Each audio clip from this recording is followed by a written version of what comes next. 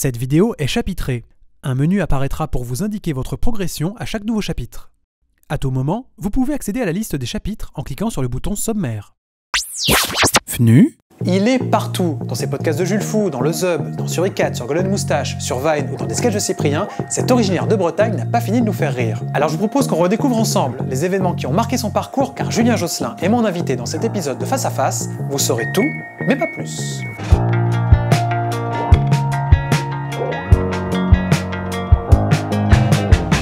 Salut Julien. Salut. Bienvenue dans cet épisode de Face à Face, Ouais. qui t'est consacré. On a ta timeline qui va être dans l'écran. Ouais. On a 3 boîtes qui t'attendent ici avec des surprises dedans. Ouais. Ce sera à toi de nous raconter pourquoi j'ai choisi certains objets. Et écoute, je propose qu'on commence tout de suite avec la première étape, le moment où Julien Josselin est né. C'était à Saint-Malo, en Bretagne, Ouais. le 29 juin 90. Exactement. Tu es Alors, tout à fait bien renseigné. Tout à fait. Tu es donc breton. Ouais. Je crois que ça fait vraiment partie de toi, de ton personnage. En tout cas, t'en es fier. Ouais, bah, mais comme tous les Bretons, hein. Tous les Bretons sont fiers d'être Bretons. Mais t'as pas pris de Et, chapeau rond. Et Je j'ai suis pris déçu de du coup. chapeau rond. Mais peut-être qu'un jour, je prendrai une petite pipe et puis je ferai un petit personnage bien old school sur scène. Non, mais ouais, bah oui, la Bretagne. Mais je suis fier, donc j'en parle, j'ai fait des vidéos dessus, etc. Et, c'est parti de moi. Et du coup, ta famille est en Bretagne. Alors, ton père, corrige-moi si je me trompe, hein, mais est réparateur de matériel de cinéma. Ouais, c'est ça. Ouais, il en achète, il en revend, il les répare. C'est un passionné depuis qu'il a, 9 ans. C'est un peu comme lui, la brocante. C'est un peu ça. Il fait beaucoup de brocantes, comme Louis. D'accord. Il s'appelle pas Louis. Il s'appelle pas Louis, il C'est s'appelle bon, Lionel. Mais ouais, donc ouais, depuis qu'il a 9-10 ans, il fait ça. Il a dû avoir sa première caméra, un truc comme genre 11 ans, un truc comme ça. Et donc du coup, voilà, c'est un peu à cause de lui qu'il m'a un peu transmis ce petit truc-là. Mais bon, maintenant je tourne un peu moins en Super 8. C'est moins souvent. Et ta maman, elle travaille à la sécurité sociale des marins. Bah ouais, voilà, tu vois la Bretagne. Ouais. Et donc ça, c'est une entité de la sécurité sociale qui n'existe qu'en Bretagne ? Non, je crois pas. Parce qu'il n'y a pas des marins qu'en Bretagne, je crois pas. C'est vrai. Peut-être je dis des bêtises, mais non, donc ouais, c'est la sécurité. Je crois qu'elle s'occupe des marins bretons, quand même. Mais je suis pas sûr qu'il y ait que des marins qu'en Bretagne. Donc, je pense que. Ouais, je sais pas. J'y connais rien. Franchement, j'y connais rien. Désolé, maman. J'y connais pas grand-chose. Et t'as aussi une grande sœur. Ouais, j'ai aussi une grande sœur. Voilà. Qui est donc en Bretagne avec tes parents. Voilà, c'est ça. Et qui travaille avec mon papa. Voilà, toute la famille commence à travailler un petit peu dans le cinéma, plus ou moins directement. Ou dans les marins. Donc ça n'a rien à voir, en fait. N'importe quoi. Donc t'es le seul à t'être expatrié sur Paris, on va y revenir. Ouais. Mais juste avant, on va parler un petit peu de ton enfance. Tu commences assez tôt les cours de théâtre, c'était donc à 7 ans. T'en as fait jusqu'à l'âge de 14 ans. Ouais, 97, merde. Qu'est-ce que t'as fait pendant 7 ans de théâtre ? C'était vraiment des clubs amateurs, tu vois, dans vraiment les petits patelins, comme on dit, des petits patelins vers chez moi, quoi. Donc c'était vraiment avec les jeunes du coin, et voilà. Mais ça m'a vraiment, j'ai eu la chance d'avoir des super profs déjà à l'époque qui m'ont vraiment donné goût à ce truc-là, et ça m'a vraiment donné envie de jouer la comédie, quoi. Et donc voilà, donc j'ai continué pendant 6-7 ans, je crois, j'ai fait 6-7 ans de théâtre. Et après j'ai arrêté plus ou moins au même moment que je commençais à faire des petits trucs avec ma caméra. Donc t'es passé plutôt aux médias vidéo. Alors t'as reçu en fait une caméra DV, c'est ton père qui te l'a offert. Ouais. Donc c'était à l'âge de 13 ans ou 14 Ouais, ans. c'est un truc comme ça, bien. Bien renseigné encore une fois. C'est ça, mais et c'est un peu le moment qui t'a lancé dans ce média-là. Alors, tu m'as dit que tu l'empruntais souvent à ton père, il en a eu marre, il te l'a donné. Ouais, voilà, c'est ça. Ouais. En fait, c'est un peu de sa faute encore une fois parce qu'il me filmait beaucoup en fait, parce que lui, il s'intéressait beaucoup aux objets, aux caméras, quoi. Donc du coup, il avait tout le temps besoin d'en tester. Il remettait des pellicules dans une pour en essayer une pour voir si elle marche bien, etc. Et quand t'essayes une caméra, faut forcément filmer quelque chose. Et du coup, il s'est retourné, il a vu que j'étais là, il a fait tiens, voilà, allez, mets-toi devant et fais un truc. Et donc il me faisait faire des trucs vraiment nul, et je t'en parlais la dernière fois, et j'ai des trucs assez honteux où je refais des sketchs de Mr Bean, etc. Il faudrait que jamais ça sorte, mais ça fait toujours plaisir de l'avoir. Donc c'est des archives un peu cachées, planquées en Bretagne. Ouais, voilà, c'est ça. Dans un grenier, là, mon père a beaucoup de trucs un peu comme ça, des films de guerre, des trucs. Et donc il a vraiment commencé à me mettre en scène parce que ça l'amusait, et moi ça m'amusait aussi, du coup, vu que j'aimais bien le théâtre, quoi. Et assez vite, après lui, quand il a eu une caméra aussi numérique, parce qu'il s'intéresse forcément à ça aussi, j'arrêtais pas de lui la piquer, parce que ça m'amusait beaucoup. Mais il me faisait ça coûte cher, fais gaffe, merde. et après, il a bien compris quand même que je l'utilisais plus que lui, finalement. Et donc, du coup, il me l'a offerte, parce que lui, il s'en a acheté une nouvelle, donc il m'a donné son ancienne, et j'ai fait, waouh, trop bien. Donc, du coup, j'avais le droit de l'emmener dans la gadoue avec mes potes et faire n'importe quoi. Et donc, j'ai filmé encore une fois plein de choses. bien nul. Bien nul, mais T'as un exemple à nous donner sur les choses bien nulles? Ouais, mais en fait, le truc, c'est que ce qui était marrant, c'est que c'était une activité, en fait. C'est que, tu vois, moi, je jouais pas au foot, je faisais pas de sport, mais mon sport, c'était ça, quoi. C'est que je disais à un pote, viens samedi après-midi et on tourne un truc. Et il faisait ouais, ok. Et donc vraiment on arrivait à 14h et donc on avait la caméra, on avait une cassette pleine et on se disait bah qu'est-ce qu'on fait? On fait bah là il y a un décor cool, genre il y avait une station d'épuration, un truc comme ça, tu vois.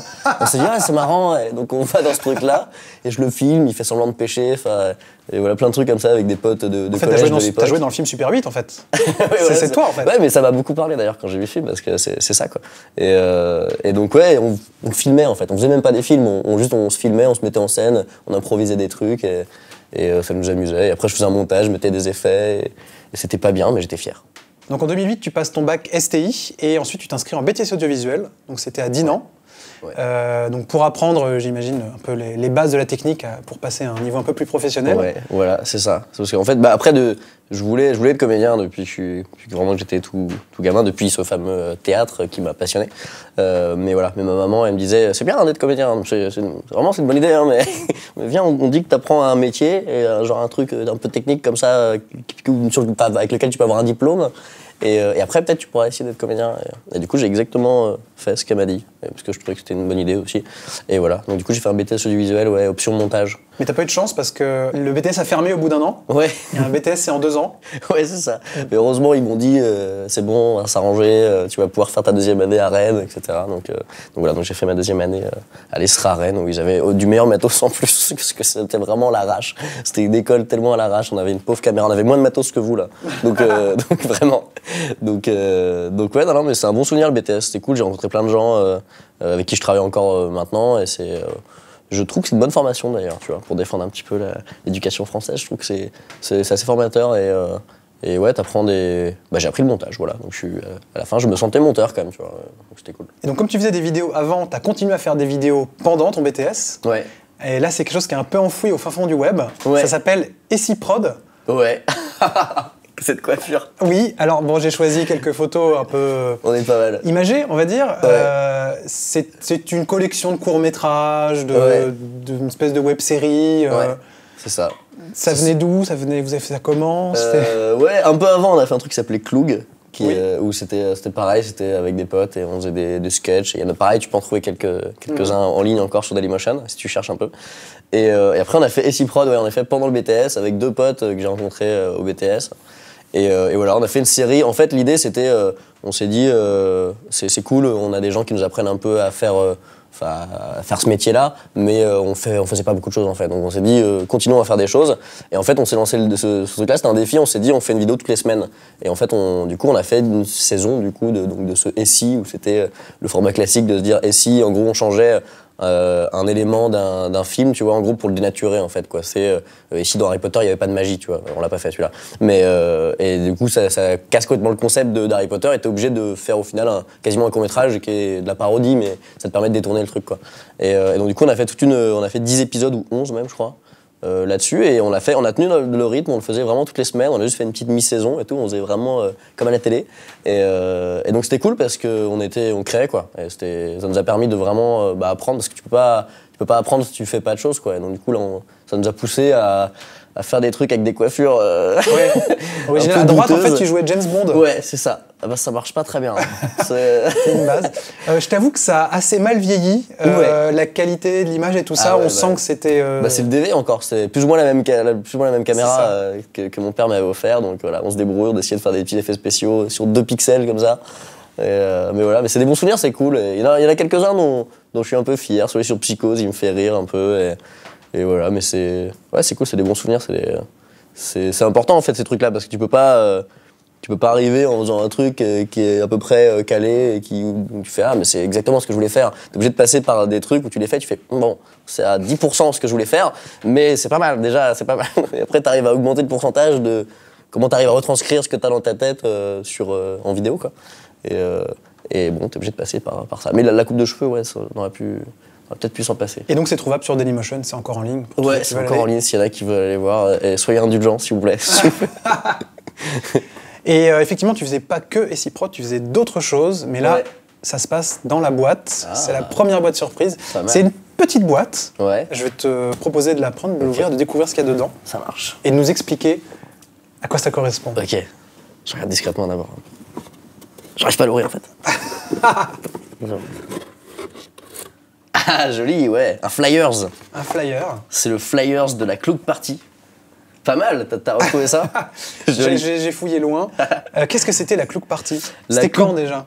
La Cloud Party, bah attends, il y a la date, le 12 février 2010, donc ça fait 4 ans. Et surtout, c'était Avec- la salle des fêtes de... Et à la salle des fêtes de Plouer-sur-Rance. Et ouais, j'étais encore en Bretagne, et ben voilà, tu vois, ça c'est la fusion de tous mes potes de lycée avec qui je faisais des vidéos et avec qui j'en fais encore des fois. Et mes potes de BTS, on a fait un grand groupe, on s'est dit, bah, c'est cool, on fait des vidéos ensemble, donc autant faire des vidéos encore plus, avec encore plus de gens, quoi.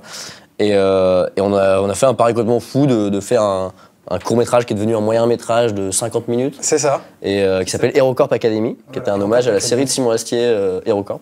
Et ouais, et du coup, on s'est lancé dans ce truc-là, ça nous a pris 9 mois, mais c'est vraiment typiquement le genre de projet dans lequel tu te lances quand t'as la fougue d'envie de faire des trucs, où tu fais ouais, on fait ça, et tu te poses pas la question de combien de temps ça va prendre, etc.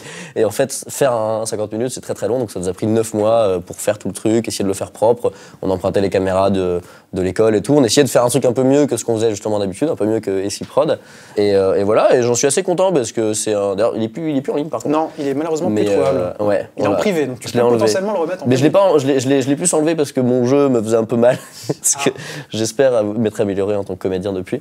Mais un jour je le remettrai, je pense. Là, je sais pas pourquoi je l'ai enlevé. Sur le futur DVD, Mais- Julien Josselin, Ouais, voilà, sa vie, c'est son ça. œuvre, en Mais, bonus. mais non, voilà, mais c'était une super expérience, c'était super chouette parce que il y avait, pour le coup, il y avait plein de gens du BTS qui venaient prendre le son et tout. Là, on était avec plus de gens et une expérience déjà un peu plus professionnelle, quoi. Et c'était surtout une grosse, c'était très ambitieux. Et donc du coup, on a fait après une soirée qui s'appelait la Cloud Party, donc, et où on a fait donc une projection de ce truc-là. On avait fait des fausses bandes annonces, on avait fait tout un truc. Et c'est marrant parce que j'y réfléchissais l'autre jour, et en fait, c'était une sorte de Zapping Amazing avant l'heure, en fait. C'est qu'en fait, c'était vraiment un peu déjà ça. On projetait, on avait des potes qui avaient fait des fausses bandes annonces. Nous, on avait fait ce court métrage là qu'on projetait. On avait fait un concert ce soir-là aussi de notre groupe de punk. Il y avait du monde du coup? Et la salle était pleine à craquer. Et je sais plus combien, ça faisait 400 personnes, un truc comme ça. Et c'était ouf, quoi. Il y avait des gens partout. Donc c'était quand même, en plus, un vrai premier souvenir de scène, de vrais projets portés avec des potes où vraiment on avait envie de le faire. Et en plus, il y a plein de projets, tu vois, que tu finis jamais, en fait, quand tu fais de la créa. Et celui-ci, on l'a fini alors que vraiment, on n'aurait pu jamais le finir, quoi. Et on s'est mis plein de petits défis. Après, le court-métrage, tu vois, est ce qu'il est, quoi. Forcément, il témoigne de notre jeu de l'époque, de notre savoir en réel et tout de l'époque, quoi. Mais il nous a permis de tellement progresser, en fait. On a vraiment, ouais, ces projets sont vraiment importants, quoi. Donc ça, c'était au BTS. Ouais. Ensuite, tu enchaînes sur une licence de cinéma, toujours à Rennes. Ouais. Et tu y croises une personne avec qui tu vas faire pas mal de choses, qui s'appelle Valentin Vincent. Ouais. Et je crois qu'il y a une anecdote derrière votre rencontre. Ouais, parce qu'en fait, quand tu postes une vidéo sur Dailymotion, ils te demandent de préciser où tu l'as tournée. Et donc, nous, quand on faisait des vidéos avec Cloug, on cliquait au hasard sur la Bretagne en disant c'est tourné dans la Bretagne. Et il se trouve que quand on a fait une certaine vidéo qui s'appelait Tokyo Hotel, qui était une parodie de Tokyo Hotel avec le générique de Pokémon, enfin bref, j'ai cliqué au hasard donc, sur la carte de la Bretagne et je suis tombé sur Bignan, sans le savoir, qui est un tout petit patelin Mais de très la connu. Bretagne. Mais très connu, en tout cas par Valentin, puisqu'il a beaucoup de potes qui étaient de là-bas. Donc lui, il l'a vu, cette vidéo, à l'époque, et il s'est dit, mais qu'est-ce qui se passe? Ces gens sont de Bignan et je les connais pas. Et donc du coup, il a fait son enquête, il a posté un commentaire auquel on n'a jamais répondu d'ailleurs. Enfin, il me l'a appris plus tard. Et donc du coup, c'est ce qui a fait qu'il est venu me voir, en fait, après en licence, il m'a arrêté, il m'a fait, mais t'as pas fait une vidéo sur Tokyo Hotel, etc. Et je lui ai fait si. Donc du coup, il m'a demandé, il m'a fait, mais t'es de Bignan, quoi. Et j'ai dit, mais pas du tout. Donc il m'a expliqué tout ce truc-là, et donc c'était assez drôle de se rendre compte que c'était une sorte d'effet papillon d'internet, tu vois, on avait cliqué vraiment au hasard et sur Bignan, et donc c'est ce qui a fait qu'il a retenu en fait mon visage du coup et qu'il est venu me voir et qu'on a sympathisé après. Et donc c'est vraiment parti d'un clic, quoi. C'est assez marrant comme histoire. Et c'est aussi en licence de cinéma que tu as commencé à faire des sketchs face caméra, des podcasts, comme on dit, sous le nom de Jules Fou. Ouais. Comment ça t'est venu cette idée? En fait, tu vois, c'était juste après justement donc la Cloud Party, tout ça, tous les gros projets collégiaux avec plein de gens. Et après, je suis allé en licence et il n'y avait plus grand monde qui m'a suivi en licence. Il n'y avait plus qu'un pote de BTS qui était avec moi, on n'était plus que deux. Et donc du coup, je me suis dit, mince, qu'est-ce que je vais faire? J'avais encore envie de faire des trucs, quoi. J'avais toujours cette envie de tourner des choses, quoi. Donc on avait quelques trucs et puis voilà, ça nous prenait du temps. Et donc après, je me suis dit, bon, il faut que je trouve un truc à faire tout seul, en fait, parce que ça va être plus simple. Comme ça, je tourne, je monte. Et du coup, j'ai vu Norman débouler sur YouTube avec Hugo aussi. Et j'ai vu ce qu'ils faisaient, je me suis dit, ah mais c'est trop bien, là, ils sont tout seuls, ils arrivent à faire un truc qui est cool, qui est un format que moi j'avais jamais exploité non plus, tu vois, et qui est une sorte de chronique, etc. Je trouvais ça cool. Et du coup, j'avais noté dans un petit bloc-notes sur mon ordi, si je trouve des trucs racontés avec un format un peu dans cet esprit-là, je le ferai, quoi. Ça a traîné, ouais, sur mon bureau pendant quelques mois, quoi. Enfin, ouais, quelques mois. Et un soir, je sais pas pourquoi, je me suis mis à écrire plein de petits trucs qui m'énervaient depuis que j'étais môme. J'ai fait, tiens, ça c'est vrai que c'était chiant dans telle série, c'était chiant, ça m'énervait. J'ai fait une grosse liste, je me suis couché très tard, et le lendemain, j'ai tourné direct. Je me suis dit, allez, je le fais, ça me fait rire. Et je l'ai monté quasiment en une journée, un truc comme ça. Et le lendemain soir, je suis allé chez un pote, je l'ai montré, parce que j'avais pas de connexion internet suffisamment cool pour l'uploader, quoi. J'ai montré à un seul pote, je suis allé voir, j'ai dit, c'est bien ou pas? Il l'a regardé, il a fait, oh, c'est marrant. Je fais, bon. Donc j'ai envoyé. En pensant n'en faire qu'une, en fait, parce que je m'étais dit, c'est cool. Je voulais le tester, en fait, ce format. Je me suis dit, ah, bah, c'est marrant, j'en ai fait une sorte de chronique, voilà, c'est fait, quoi. Et en fait, les gens étaient vachement réceptifs, beaucoup plus réceptifs que par rapport à ce que nous, on faisait avant, quoi. Donc les chiffres étaient déjà plus cool, donc j'ai fait, ah, bah, c'est cool, les gens, ça les intéresse, ça les a fait marrer. Et donc, du coup, assez vite, j'ai eu une idée pour un deuxième, donc j'ai continué. Puis finalement, voilà, j'en ai fait finalement pas mal. Et après, justement, avec Valentin, on en a écrit aussi ensemble. Donc, tout est parti de ce pote qui t'a dit, oui, j'aime bien. Ouais, un peu. En fait, ça aurait pu ne jamais exister. Après, il y a eu les autres gens qui, sur Internet, ont dit, oui, nous, on aime bien aussi. Mais oui, c'est vrai que ouais, c'est vrai. Tu l'aurais pas mis en ligne. C'est vrai que je l'aurais peut-être pas mis en ligne. Ouais. Je pense que j'aurais fait confiance, mais je sais pas. Ouais. Mais en tout cas, ouais, je lui ai montré. Il était 11h, un truc comme ça. Et il a soufflé du nez sur 2 vannes. Et je me suis dit, bon, allez, c'est bien. C'est suffisant. Ça passe Et donc Valentin s'est mis à écrire avec toi à partir de ce voilà, moment-là. C'est ça. Ouais, quand je l'ai rencontré, j'avais dû faire une vidéo ou deux. Et du coup, on s'amusait bien. Et donc, on a fait une vidéo aussi ensemble qui s'appelait Le Synthé, où c'est n'importe quoi. On fait du synthé, on parle du synthé, on fait un clip de rap. C'est un peu n'importe quoi. Et du coup, on s'est beaucoup amusé à le tourner et à l'écrire ensemble, du coup. Et du coup, après, en fait, je me suis dit, bah viens, si tu veux, tu m'aides à écrire. Comme ça, c'est plus cool que d'être tout seul, quoi. Et du coup, maintenant, on en écrit au moins une sur deux ensemble. On s'amuse et il apparaît souvent dans mes vidéos maintenant. Ouais. Et il écrit aussi pour Golden Moustache. Et maintenant il écrit aussi pour Golden Moustache, voilà, il me suit partout. C'est ça. Non, il fait des sketchs pour Golden Moustache et voilà, maintenant c'est son métier aussi, il est auteur et tout. Mais je veux revenir un petit peu sur la licence parce qu'il y a d'autres choses qui sont passées durant cette licence, plein de choses. Mais ça se passe dans la boîte numéro 2. Il va falloir aller voir ce qui se cache à l'intérieur. La 2, pas la 3, la je ne me trompe pas. En licence. En licence, ouais. Ah ouais, je vois. Ça, c'est un moment marquant dans ma vie aussi. Oui, je crois. Il va falloir que tu nous expliques, parce que ça va pas forcément être très clair pour les gens. Alors, c'est un... Tu peux ouvrir. Alors, attends, ouais. Je te remets ça. Ça a été... Ah là, je l'avais pas fait aussi bien. Ah bah... Je l'ai pas fait aussi bien. Écoute... Pas mal. Ah, ouais, c'est propre. Ah, vas-y, montre-nous. Qu'est-ce que c'est, voilà. en fait? Donc, c'est un petit... Comment on peut dire? C'est un exposé. C'est un exposé, voilà, sur le cinéma d'Edgar Wright. Que j'ai fait, que j'ai pas fait comme ça, j'aurais eu une meilleure note, tu vois, si je l'avais fait comme ça. Et tu t'es fait chier, c'est trop bien. Et ouais, j'ai fait en licence cinéma un exposé sur Edgar Wright, qui est un réalisateur que j'adore vraiment. Et qui a fait Scott Pilgrim, qui a fait Hot Fuzz pour Shaun of the Dead, etc. Et donc je m'étais dit, j'adore ce réal, et il fallait faire des exposés oraux pour le coup, donc j'ai pas fait un truc comme ça, j'ai parlé. Et sur un réal qu'on aimait beaucoup et donc dont on voulait défendre les couleurs, en privé. Et donc du coup j'ai choisi Edgar Wright et je me suis dit allez, parce que tu sais que la licence cinéma c'est très, c'est pas guindé mais c'est un peu carré, c'est Murnau, c'est les années 30, etc. Non mais voilà, mais moi j'étais hyper content de faire cette licence cinéma justement pour découvrir ce cinéma un peu que je connaissais pas trop et que j'adorais quoi. Sauf qu'il y a pas mal de profs dans cette licence cinéma là qui sont un peu fermés, un peu dans leur monde et qui ont du mal à apprécier même Matrix qui commence à dater, tu vois un peu.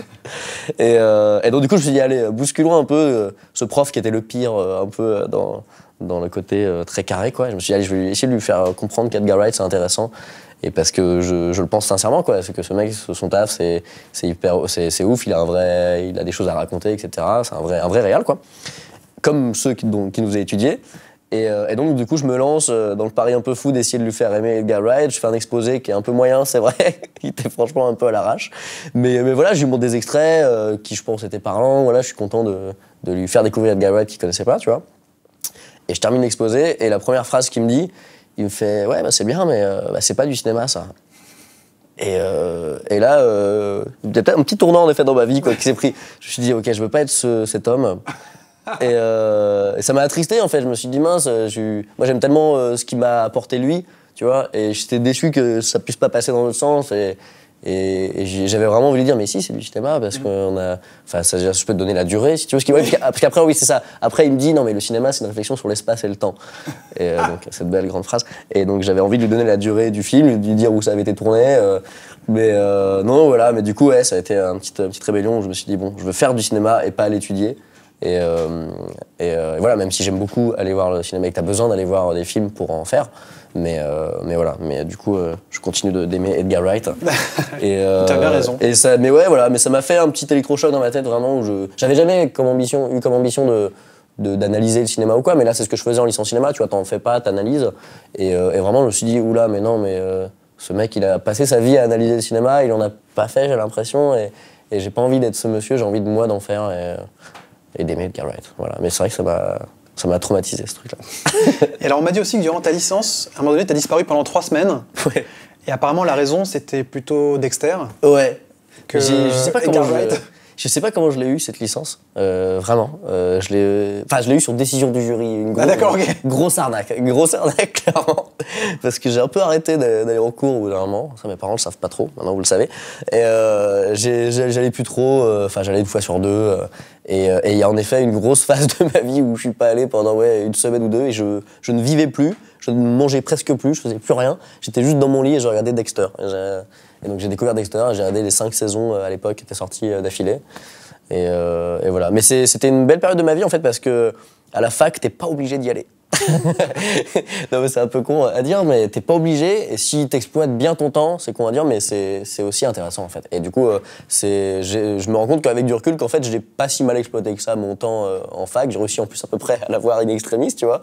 Et j'en ai profité pour, tu vois, faire des trucs à côté, regarder des choses, voilà. Bon, ça s'appelle aussi glander quand même. Hein. Ça s'appelle aussi glander, mais mine de rien, ce temps, j'étais content de l'avoir et de pas tout de suite me lancer dans le milieu du travail pour encore expérimenter des choses. Et donc voilà, finalement, la fac et ce qu'elle permet de faire à côté m'a finalement aidé aussi un peu. Et c'est là où tu montes à Paris pour travailler pour une émission de télé culte qui a marqué Énergie 12 qui s'appelle Morandini. Ouais. Donc je me suis permis de mettre quelques photos. Jean-Marc Morandini. T'étais pas obligé de mettre Jean-Marc Morandini. Mais quand même, c'est son émission, on est obligé à un moment donné. On est pas obligé de le voir. Et puis il est tellement sympathique. C'est vrai. Regarde, je l'aime beaucoup. Mais surtout Bertrand Chameroy, parce que c'est avec lui que tu as travaillé la majorité de la saison. Ouais. Et même quelques fois, tu apparaissais dans les sketchs. Donc là, j'ai pris un petit extrait. Avec les beaux placements produits. Voilà.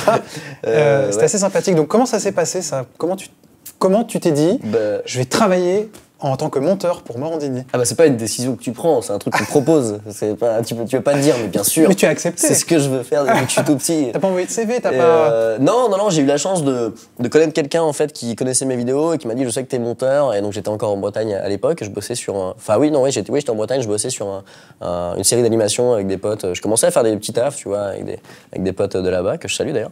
Et du coup, il y a une fille qui me dit il recherche un monteur, vas-y. Et donc du coup, je suis allé faire l'entretien, j'ai été pris. Est-ce que c'était avec Jean-Marc? C'était pas avec Jean-Marc. C'était pas avec Jean-Marc. Heureusement, c'était. Mais je l'ai côtoyé je l'ai très peu côtoyé Jean-Marc. Et c'est pas plus mal comme ça. Et viens, on parle d'autre chose. Donc tu passes un entretien? Donc donc je passe à l'entretien et donc je suis pris et donc du coup je monte à Paris quoi. Enfin je suis obligé. En fait j'ai déjà un taf là-bas donc c'est cool, ça donne une raison d'y aller. J'y avais déjà un peu pensé. T'as pas trop le choix entre guillemets quand tu veux faire ce métier-là pour te lancer que de monter à Paris quoi. Et donc voilà, je suis obligé de quitter ma belle Bretagne et donc voilà, j'arrive sur place et je fais une semaine de montage de sujets sur Secret Story, sur tous ces trucs-là. Et vraiment, je me dis, oula, en fait, monteur, c'est peut-être pas un métier pour moi. Et heureusement, mes coups de chance, comme t'en as quelques-uns dans ta vie, quoi, entre guillemets. Il y a le box d'à côté qui se libère, entre guillemets, donc les box de montage. Il y a le monteur qui part travailler ailleurs. Et le box d'à côté, donc c'était Bertrand Chameroy, qui était la chronique humoristique de Morandini, qui était on peut le dire, la seule chronique intéressante de tout Morandini. Je vois pas pourquoi tu dis ça. Non, c'est vrai, je vois pas. Mais non, je suis méchant. Mais donc voilà, il travaillait à côté. On s'était côtoyés pendant une semaine et demie, et puis on s'entendait bien. Et moi, je faisais un peu d'After Effects parce que j'étais autodidacte, j'avais appris à bidouiller des titres et tout. Et lui, il voulait faire plein de parodies, des trucs. Donc il fait vas-y, on bosse ensemble, on essaye. Et voilà, donc coup de chance, j'arrête de monter les sujets Secret Story et je me retrouve sur sa chronique et donc on s'amuse. Et vraiment, c'était hyper formateur aussi parce que j'ai passé 1 an, j'ai fait la saison avec lui. Et c'était tellement ouf de se rendre compte que faire une chronique comme ça, t'es tout seul, quoi. C'est qu'on était tous les deux, quoi. On était tous les deux. Il arrivait, il écrivait des trucs, il me disait ça c'est marrant ou pas. Donc c'était vraiment cool, c'était vraiment de l'artisanat, quoi. Et on avait une pauvre caméra et lui, il avait aussi envie de tourner des trucs. Donc de temps en temps, voilà, il me filmait, il me mettait en scène et on faisait des petits trucs. C'était assez cool parce qu'il avait vu mes vidéos aussi. Donc c'était chouette, quoi. C'était finalement coup de chance et je me suis retrouvé à faire mes premiers pas un peu à la télé, faire des conneries, on s'amusait. Et voilà, on a fait des sketchs un peu comme ça. Je crois que tu peux en trouver quelques-uns, je crois, sur YouTube. Si la plupart sont en ligne, mais ouais, voilà, tu peux en retrouver quelques-uns. Ça s'appelait Le Débrief. Et on s'est amusé, et c'est cool. Et puis voilà, donc on a fait une saison, et après moi je suis parti vers d'autres aventures, et Bertrand lui aussi, avec Cyril Hanouna, et c'était cool. Et pendant ce temps sur YouTube, tu continues de faire tes podcasts, tu crées aussi un concept qui malheureusement n'aura pas duré très longtemps, qui s'appelle le Zub. Ouais, c'est vrai. Tu fais des captures d'écran vraiment intéressantes. Ah, j'ai choisi. C'est avec Charlie Gauvin, ouais. qui est un pote à toi. Ouais, c'est ça. Bah voilà, Charlie qui date de l'époque Cloug, tout ça, pote de lycée. Et donc ouais, voilà. Mais concept qui... je pense qu'un jour ressortira. Bah, c'était cool. Déjà, il y avait un petit habillage assez sympa qui restait tout au long de la vidéo. Ouais. Bah, tu vois, petit à petit, là, on progresse. On arrive sur des trucs un peu mieux foutus. C'est vrai. Et voilà, on a un 5D, c'est en HD un peu, c'est un peu plus propre. Et voilà, donc toujours avec Charlie, on fait les imbéciles et c'est une sorte de chronique, c'est une sorte d'émission où on décrypte. C'est une sorte de contre-culture un peu. C'est pour ça que j'aime bien le Zub et que je pense que même si c'est d'ailleurs pour son nom surtout que j'aime, le Zub.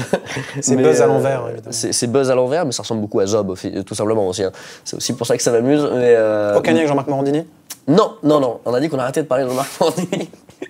Je veux que ça disparaisse de tout ce qui est Wikipédia, tout ça. Je peux revenir dessus, regarde. Le Zub, donc le Zub. Non, mais ouais, je pense, même sincèrement, enfin, en tout cas, c'est un concept que j'aimerais reprendre et retravailler, évidemment, faire une nouvelle version, quoi, mais c'est un concept qui m'a toujours plu. J'étais un peu déçu de ne pas pouvoir continuer à le faire parce que c'était vraiment c'était pas un problème d'envie, c'était un problème de temps et d'énergie parce que vraiment, c'était faire une émission à deux, c'était vraiment compliqué, quoi. Et donc du coup, d'essayer d'être régulier. Donc voilà, c'est ce qui a fait qu'on n'a pas continué. On a fait que 2 épisodes et plus des teasers. On a reçu PV Nova, que tu as reçu aussi, donc, et on a reçu François Descraques. Donc c'était deux superbes émissions, donc je suis hyper content. Mais le concept est cool parce que je suis hyper friand de cette contre-culture, d'essayer de dénicher des trucs sur Internet. Et je trouvais ça cool de ressortir d'une émission en connaissant un jeu vidéo gratuit que tu connaissais pas, en connaissant un groupe de musique dont tu peux écouter les musiques et qui est cool, un film que tu connais pas forcément et qui est trop bien, et une sorte vraiment d'ode à la contre-culture, aux trucs un peu cachés que tu peux trouver sur Internet. Et j'aime bien ces trucs-là. Tu vois, c'est un peu le bordel que tu as tout autour là. C'est ça. Et donc ouais, je pense qu'un jour. Une manette de NES tout en bas à droite. Ouais. Mais voilà, mais c'est dénicher des petits trucs, les proposer aux gens, je trouvais ça assez cool et c'est un concept qui du coup me plaît encore et j'espère qu'un jour je pourrai le refaire. Ouais. Peu de temps après, c'était en janvier 2012 aussi, tu participes au Zapping Amazing, première édition. Ouais. Alors comment ça s'est passé C'est Norman qui t'a passé un coup de fil Ouais, c'était fou, parce que entre temps j'ai rencontré, en montant à Paris, j'ai rencontré donc, Hugo, Norman, etc. Je suis allé filer un coup de main à Hugo sur une vidéo et puis de fil en aiguille j'ai rencontré Norman, Jérôme, toute la clique qui déjà se connaissait un petit peu à l'époque, quoi. Et on a fait des soirées, on s'est beaucoup amusé. Et assez tôt, je me souviens, ça faisait pas très longtemps que j'étais à Paris. Norman, il me parle de ce truc-là, et je dis, mais il est fou. il me dit, il me disait, ouais, ça va sûrement être au Grand Rex, etc. Donc c'était 2700 places. Et donc voilà, on fait un truc, et si tu veux faire un truc, tu peux. Et donc je me dis, mais c'est fou, comment il peut me dire, si tu veux faire un truc, tu peux faire un truc devant 2700 personnes. Et donc du coup, c'était chouette, quoi. Et au final, assez vite, ça s'est monté, ce truc. Et donc voilà, c'était chouette, quoi. C'était vraiment le gros événement de l'internet, tous les youtubeurs, tous les potes youtubeurs qui étaient réunis pour faire un truc un peu mal foutu mais très sincère. On peut le dire. C'est joliment décrit. C'est vrai, t'as vu, c'est ça. Non mais c'est vrai, c'était un beau bordel de, je sais pas, 4 heures. Ça a duré un truc genre 4 heures. Oui, ça a duré trop longtemps. Ça a duré beaucoup trop longtemps, on a dépassé, mais en fait c'était beau parce que c'était hyper sincère, quoi. C'est qu'on était tellement contents de rencontrer enfin les gens qui regardaient nos vidéos respectives et d'être tous ensemble sur scène, faire les imbéciles, PV qui faisait de la musique, etc. Et c'était vraiment un très bon souvenir. Et un gros saut aussi vers l'inconnu d'être sur scène devant 2700 personnes, tu vois, alors que moi j'avais pas refait de théâtre depuis mes 13 ans, un truc comme ça. C'était pas 2700 personnes à l'époque. Et donc voilà, donc je fais une petite apparition, je fais un truc ou deux dedans, on diffuse des vidéos et ouais, gros souvenir vraiment cool. Ouais, c'était très très impressionnant d'être dans le Grand Rex. Mais kiffant, d'être avec les potes et ouais, gros souvenir. Et arrive le moment où tu es contacté par Golden Moustache, mais aussi Studio Bagel. Ouais. Et alors, ton premier choix, c'est de te dire, je vais rejoindre les deux. Ouais. Moi, je voulais faire les deux parce que je trouvais que les deux étaient cool. Et j'avais rencontré donc Vladimir et Adrien qui essayaient de lancer Golden Moustache donc à l'époque. Ils me parlaient, ils me disaient c'est une sorte de Funny or Die français. Je trouvais ça cool. Et on avait commencé à faire des réunions avec pas mal de gens, dont Raph et Vincent. Et à côté de ça, il y avait Axel Malivernet donc qui essayait de lancer le studio Bagel et à côté, etc. aussi. Je leur ai dit bah ouais, moi c'est cool. Les deux projets sont trop bien. On y va. On fait les deux. et en fait, Golden Moustache était un peu en avance. On avait fait beaucoup de réunions en termes de calendrier, quoi. Et alors que Studio Bagel, j'étais allé une fois pour faire une rencontre, etc., quoi. Et donc du coup, très vite, Bagel, ils m'ont dit ah, en fait, c'est bien si t'es que chez nous. Et je fais non, les mecs, je peux pas être que dans un.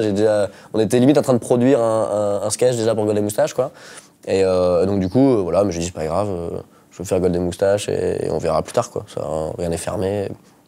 Et voilà, tant pis. Et je me suis beaucoup amusé déjà. On a tourné très vite en fait le premier sketch Golden. Et ça marchait bien, quoi. On se marrait, on faisait des brainstorms d'auteurs. Et Raph est arrivé assez vite avec son idée de The Devier Stop Masturbating qui nous faisait mourir de rire et qu'on avait vraiment envie de tourner. Et qui d'ailleurs a très bien marché, donc c'était en effet une bonne idée. Mais elle nous faisait tellement rire en fait en réunion que ça nous a paru évident que ça plaise aux gens, pas à ce point-là, mais parce que cette vidéo c'était n'importe quoi. Elle a été mondialement partagée, surpartagée, réuploadée. Il y a une version russe. Une version russe, redoublée. Il y a eu une version, mais je crois que le truc le plus marrant, c'était la version chinoise. Donc il y a une version chinoise, donc sous-titrée en chinois, qui a été réuploadée sur YouTube, qui a fait plus d'1 million de vues, et qui a été supprimée après, évidemment. Mais c'est un peu la vidéo qui a complètement lancé Golden Moustache, c'était ouf. Et voilà, mais dès le début, Raph, il nous parlait de cette vidéo et elle nous faisait bien marrer, ouais. Et quelques mois plus tard, un collectif, Suricat. Ouais. Qui du coup était une partie de Golden Moustache. Alors comment ça s'est passé? Comment vous vous êtes rejoints donc vous étiez 4 à l'époque, ouais. Dans Suricat. Ouais, en fait, donc on commence à faire Golden Moustache, on fait des vidéos, on fait The Devier Stop Masturbating, Vincent fait quelques franchement la conduite, enfin quelques vidéos qui commencent on s'amuse, quoi. Et en fait, le truc, c'est qu'il y avait un gros groupe d'auteurs de dizaines de personnes qui très vite s'est réduit, vraiment, avec que des gens qui reviennent plus aux réunions, etc. On se retrouve à 3, à 4, donc avec moi, Vincent, Raphaël et Flaubert. Et on s'amusait beaucoup, on se marrait beaucoup, on avait les mêmes délires, etc. Et donc du coup, et en même temps sur la chaîne Golden Moustache, il y avait beaucoup de choses très différentes, très, très variées, qui ressemblaient pas forcément à ce que nous on faisait. Et les gens, ils commençaient à nous dire dans la rue, c'est sympa ce que vous faites et tout. On se disait ah oui non, ça c'est pas nous. Les gens confondaient beaucoup. Et donc du coup, on s'est dit bon bah créons un truc qui a notre nom et qui regroupe notre humour à nous, parce qu'on avait l'air de s'entendre, l'air de se retrouver, quoi. Et donc du coup voilà, donc on est passé sur 1000 noms différents avant de trouver Suricat, qui nous a plu quand même. Mais ouais, il nous a pas plu tout de suite d'ailleurs, parce que j'ai réussi à convaincre les gars avec l'idée du teaser. Je leur ai dit si on fait ce teaser-là, c'est marrant. Et ils ont fait ah ouais, c'est marrant. Et donc, ça aurait pu s'appeler comment? Ça aurait pu s'appeler. On est passé par plein de noms, mais vraiment 1000, quoi. Mais vraiment, on n'arrivait pas à assez. Première décision de groupe était à 4, c'est infernal, quoi. Et on était tous hyper chiants sur le nom, donc on voulait qu'il y ait un univers, qu'il y ait un truc graphique qui vienne avec, que tu retiennes. Donc voilà, il y avait les poils du coup qui sont venus avec Suricat et l'animal, etc. Le côté observateur qu'on aimait bien aussi, enfin plein de choses. Mais on est passé par, on aimait bien un prénom de meuf, on aimait bien Chantal, on voulait s'appeler Chantal. D'accord. Je sais pas pourquoi. Ça aurait été différent. Hein, Ouais. En fait, on voulait un truc qui se criait à la fin. On trouvait ça drôle de crier Chantal. Mais les gens en fait auraient tellement rien compris que je pense que ça aurait été une mauvaise idée, alors que l'idée c'était de clarifier les choses. Très bien. Mais non, on voulait s'appeler Chantal, on voulait s'appeler Internet. J'aurais bien aimé qu'on ait le courage de s'appeler Internet. Tu sais qu'il y a déjà Internet. Il y a Internet, c'est vrai, mais ça s'est créé après. D'ailleurs, en prénom de fille, il y a aussi Good Monique. C'est vrai, exact. Donc, il y a Brigitte, le groupe aussi, donc ouais. On avait très vite annulé ces idées-là. Et on voulait s'appeler Ninja aussi pendant un moment. On avait peur que les gens prennent ça au sérieux et qu'ils pensent qu'on se prend vraiment pour des ninjas. Mais donc voilà. Mais après Suricat, ça commençait à revenir, ça commençait à nous plaire et voilà. Et j'ai réussi, je crois, à les convaincre à peu près avec cette idée de teaser où j'ai fait, c'est marrant si on fait ça. Et du coup, ils ont fait, bon, allez, de toute façon, il fallait vraiment qu'on décide parce qu'on traînait, on n'arrivait pas à se décider. Donc voilà, donc j'ai fait un peu d'After Effects pour faire ce petit logo-là, avec les gars. Et voilà, et Suricat était né assez vite, en fait. Hein. On se connaissait pas depuis longtemps, quoi. Et comment vous avez fait pour travailler ensemble, justement, alors que vous étiez 4 qui ne se connaissaient pas encore? En fait, il y a un truc qui s'est mis en place assez rapidement et simplement, qui était, en fait, on était tous créa avant de bosser ensemble. En fait, on a tous fait des choses de notre côté. Et donc du coup, il n'était pas question qu'on fasse une fusion, qu'on co-réalise tout, c'était absurde quoi. L'idée c'était juste de faire une sorte de label et de faire exactement ce qu'on faisait dans les réunions, c'est-à-dire débriefer de nos idées, ton idée je l'aime bien mais peut-être tu peux rajouter telle vanne, ah ouais c'est cool, et avec vraiment ce ton-là, comme ça, ah ouais donc ouais, le ton neutre. Et donc du coup, en gros c'était voilà, donc de rester sur comme on faisait en fait, juste il y en a un qui porte son projet à chaque fois, qui l'écrit vraiment à fond, qui le réalise et voilà, qui invite les gens, qui prend le casting qu'il veut, etc. Et il y a juste les trois autres qui se placent en conseiller, en co-auteur un peu, quoi, qui viennent filer un coup de main, quoi, histoire de se porter, parce qu'à plusieurs t'es plus fort, quoi. Et donc en fait, très simplement, on est parti là-dessus et ça marchait bien, quoi. Donc il y avait, au sein de Suricat, il y avait les vidéos de Vincent, il y avait les miennes, il y avait celles de Flaubert, celles de Raph. Et voilà, d'ailleurs tu retrouves, c'est pour ça que Suricat n'a pas une vraie patte à part entière, c'est que c'est 4 pattes, quoi. Pour pas faire le jeu de mots avec Suricat, mais c'est vraiment, t'as 4 univers qui des fois, t'as certaines vidéos où t'as 2 univers qui vont s'entremêler, tu vois, parce que après on a fait quelques choréales, etc. Donc, puis à force de traîner ensemble, ta façon de te marrer se retrouve un petit peu. Donc je pense que plus ça allait, plus on trouvait un ton un peu Suricat qui était le nôtre. Donc ça s'est plus allé, plus ça a fusionné en fait, quoi. D'ailleurs c'est pour ça d'ailleurs même dans la saison 2 on est vraiment, on a encore plus bossé ensemble, plus proches. On a tous les scénarios étaient vraiment coécrits à fond, alors que dans la saison 1 il y avait certains sketchs, Flaubert ou quelqu'un d'autre déboulait, on se disait ah c'est bien, on le tourne.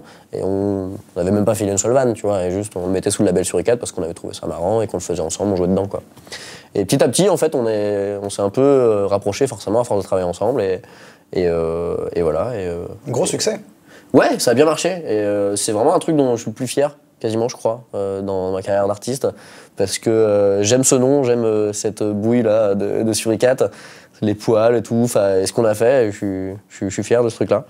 Et ouais, voilà, ça a bien marché. On a eu la chance de faire quelques vidéos qui ont été très virales, qui ont beaucoup été partagées, et qui nous ont permis du coup à côté de faire des vidéos qui étaient moins virales, mais qui ont quand même fonctionné parce que les gens commençaient à nous connaître, quoi. Et c'est d'ailleurs pas mal ce qu'on a fait en saison 2, où on s'est dit maintenant les gens nous connaissent un peu, profitons de ça pour faire des choses qu'on n'avait pas pu faire avant, quoi. Tu vois, si typiquement le fantôme de merde, qui est la dernière vidéo sur Suricat, on pouvait pas du tout la faire en première vidéo, quoi. C'est juste, elle aurait fait 1000 vues, quoi. Ça marchait pas du tout, quoi. Et alors que là, maintenant, les gens nous connaissaient, donc ils étaient contents de voir un truc de 20 minutes tu vois, fait par nous. Et on a eu la chance, sans le vouloir, en fait, de faire des vidéos virales qui avaient un potentiel pour se partager. Et c'est vraiment bizarre parce qu'on s'est rendu compte qu'on parlait des thématiques qui étaient le plus virales sur Internet, qui étaient à savoir le sexe et les jeux vidéo et les super-héros et des trucs comme ça. Mais c'était sans faire exprès, en fait. C'est aussi parce qu'on est des enfants d'Internet, je pense, et qu'on aime ces thématiques-là, on avait envie d'en parler. Donc voilà, mais on a eu la chance d'avoir 2-3 petits succès qui nous ont aidés à chaque fois passer une petite étape et avoir des gens qui nous suivent. Donc c'est cool, ouais. Et on parle beaucoup de ça maintenant, quoi. On parle beaucoup de Suricat dans la rue, donc c'est cool. Mais je suis fier, c'est cool. Je suis fier de ça.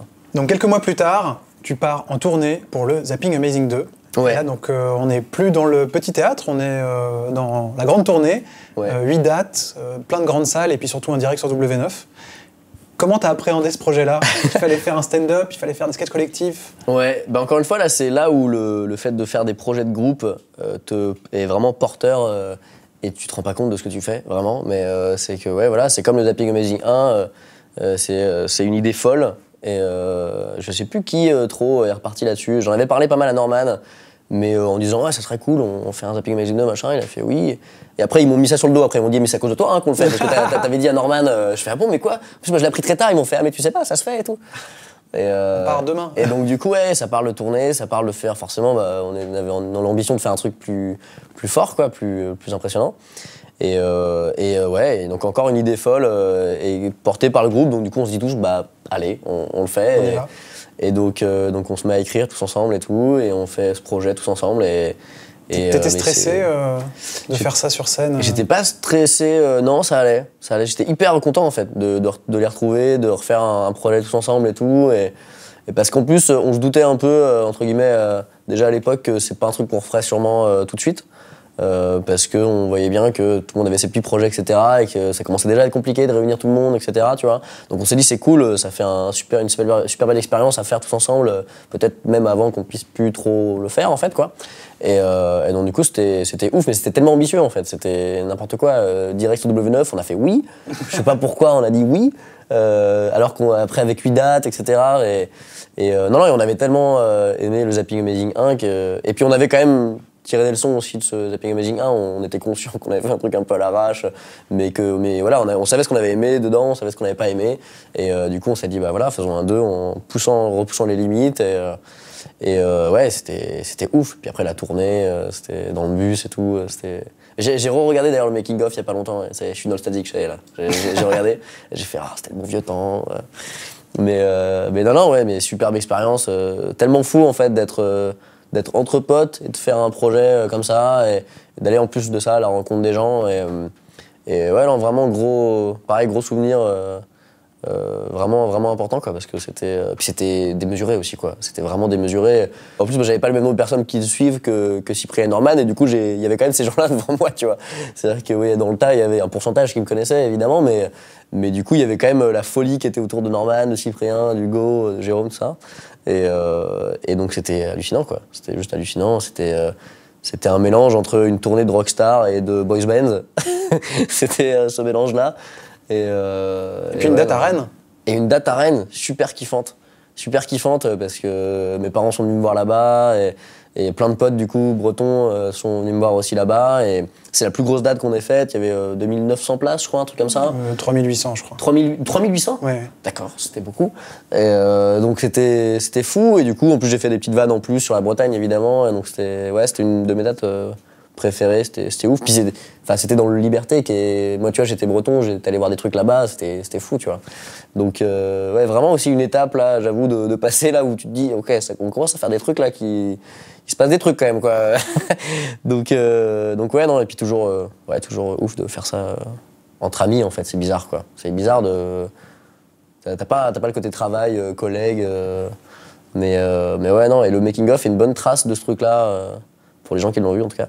Ouais c'était un très bon souvenir. C'est passé très très vite tout ça. J'ai une boîte pour toi. Ah, en lien avec ça. C'est la 3e. Allez. Pas très bien fait tout ça, hein. C'est pas facile à ouvrir. Ah bah c'est fait exprès, c'est la petite difficulté avant de découvrir la surprise. Ça met un petit peu de suspense. Joli. Pierre Palmade. Ah oui d'accord, je vois. Ouais. Je vois à quoi ça fait écho. Alors, Pierre Palmade. Un DVD de Pierre Palmade. Premier spectacle. Premier spectacle, je crois pas que je l'ai vu, tu vois, celui-là. Ah bah tu vas pouvoir le voir du coup. C'est vrai, tu me l'offres ? Oui, bien sûr. Génial. Bah c'est super. Ouais, Pierre Palmade, j'aime beaucoup Pierre Palmade. Mais il y a quand même un lien avec le Zapping Amazing. Il y a un lien avec le Zapping Amazing, je te vois venir. C'est, ouais, en fait, forcément, Zapping Amazing 2, donc on se dit, on fait un passage sur scène en solo. Et donc voilà, donc on se prépare quoi, parce que là, moi j'avais juste fait un petit passage dans le Zapping Amazing 1, et donc là on se dit tous, allez, on fait un passage solo sur scène, stand-up, enfin ouais, en tout cas seul en scène quoi. Et donc je me dis, bon, je vais peut-être pas aller me mettre quand même devant 2000 personnes sans avoir bûché un peu le truc quand même quoi. On va pas avoir, ça serait dommage quand même pour les gens quoi. Et donc du coup je me mets à écrire avec Valentin d'ailleurs justement.